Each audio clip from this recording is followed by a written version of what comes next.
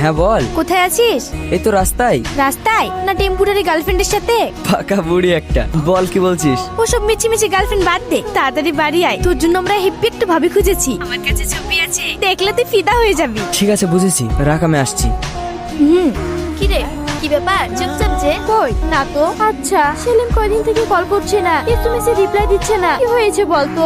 এই ব্যাপার কেন তোর মনে নেই? কি মনে নেই? যেদিন রাতে সেলিম তোকে ড্রপ করতে গিয়েছিল ওই দিনই তো তোদের এগ্রিমেন্ট শেষ হয়ে গেছে, সেই জন্য হয়তো কল এসএমএস করছে না।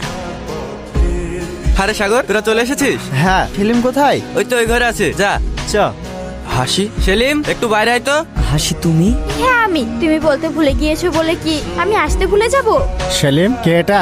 আঙ্কেল, এরা আমাদের ফ্রেন্ডদের মধ্যেই। হ্যাঁ আব্বু। ভালো আছো মা? হ্যাঁ আন্টি। তুমি ঠিক টাইমে চলে এসেছো, চলো ভেতরে।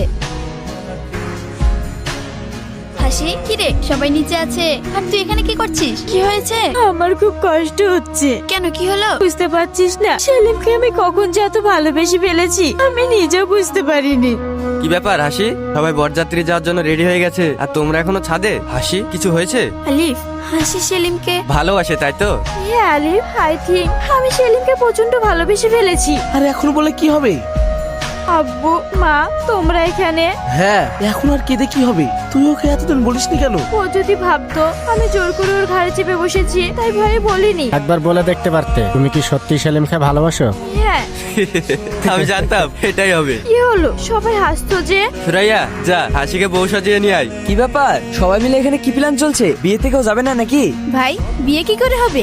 মানে তোর কোনে তো এখানে। কোনে এখানে মানে? ভাই সত্যি করে বল, তুই হাসিকে ভালোবাসিস না? তুই এসব কি বলছিস?